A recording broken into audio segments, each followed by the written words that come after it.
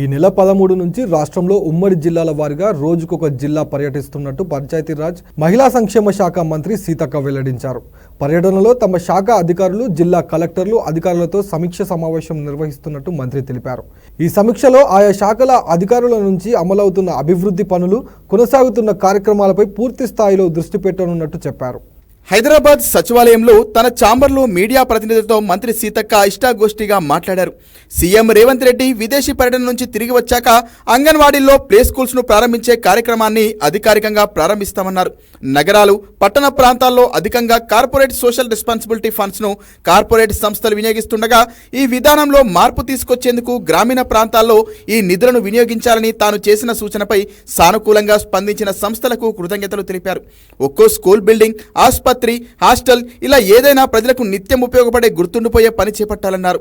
ఇటీవల భేటీలో చేసిన సూచనలకు కార్పొరేట్ సంస్థలు ముందుకు రావడం సంతోషకరమన్నారు.